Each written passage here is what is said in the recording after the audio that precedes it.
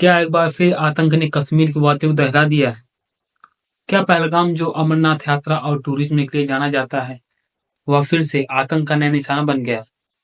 नमस्कार दोस्तों, आज हम फिर बात करेंगे पहलगाम में हुए 23 अप्रैल को आतंकवाद हमले की, जो कि पूरे देश के दिल दहलाने वाले हमले हैं, क्योंकि इसमें टूरिस्टों को टारगेट किया गया है।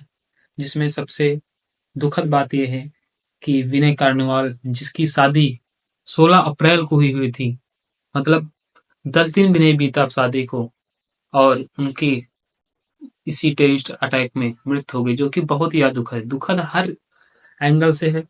हर किसी के लिए, हमारे लिए हो, जिसके फैमिली मेंबर्स गए हों, उनके लिए तो बहुत ही दुख की बात है। और इस हमले में लगभग 26 लोगों की मौत हुई है, जो कि ये सारे लोग हैं। बड़े आश्चर्य की बात यह है कि ऐसे टूरिस्ट प्लेसेस पे करीब कुछ तो सिक्योरिटी व्यवस्था होनी ही चाहिए, क्योंकि ऐसा नहीं है कि हमारी सिक्योरिटी सिर्फ एक पर्टिकुलर लेवल तक ही होनी चाहिए। अगर एक पर्टिकुलर लेवल तक ही रहेगी तो ऐसे हादसे होने तय हैं। सरकार को इस पे चिंता करनी चाहिए कि बहुत ज्यादा इस पे भी खर्च किया जाए, या इस पे भी ध्यान दिया जाए कि टूरिस्ट प्लेसेस पे सिक्योरिटीज होनी चाहिए, और जिससे कि सैलानियों को ऐसे हादसों का सामना न करना पड़े और हमारे देश के लोग सुरक्षित रूप से अपने जीवन को व्यतीत कर सकें, बिना किसी डर के, बिना किसी संकोच के।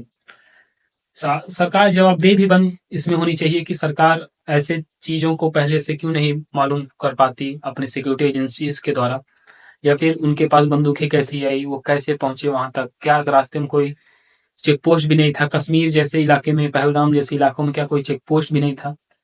इसमें सरकार की, मैं मानूंगा, या वहां के स्थानीय जो लोकल गवर्नमेंट होगी, उनकी बहुत बड़ी नाकामी है, क्योंकि ऐसी चीजों में भुगतना आम नागरिक को पड़ता है। सरकार के लोग या सरकार में बैठे नेता, राजनेता बड़ी बड़ी बातें करते हैं, दुख है, ये है, वो है। ऐसी चीजें पहले भी हादसे हुए हैं, अभी भी हुए हैं। वो यही बालाकोट स्ट्राइक के पहले जो हुआ पुलवामा हमला, वो हो, ताज होटल जैसे हमले हों, या ये पहलगाम में जो हमला हुआ, ऐसे कई सारे हमले ऐसे होते रहते हैं। और ये बहुत दुख की बात है, ये 2 साल में हो, 4 साल में हो, या 10-20 साल में हो। सरकार भी इस पे फैसले ले रही है, पाकिस्तान के खिलाफ सिंधु जल समझौता हो, उसको रद्द करना हो, या पाकिस्तानियों के लिए घर वापसी कराना हो। तो ये चीजें सही है, लेकिन थोड़ा सा इस पे भी सोचना चाहिए सरकार को, या सरकार में बैठे नेताओं को, कि आखिर ऐसे टूरिस्ट प्लेसेस पे क्यों पुलिस की व्यवस्था, क्यों फोर्सेस की व्यवस्था नहीं होती? क्या आम जनता सिर्फ मरने के लिए बनी हुई है वो ऐसे टेररिस्ट अटैक्स में? तो सरकार को इस पर ध्यान देना चाहिए, और जिन लोगों की इसमें मृत्यु हुई है उनके लिए भावपूर्ण श्रद्धांजलि।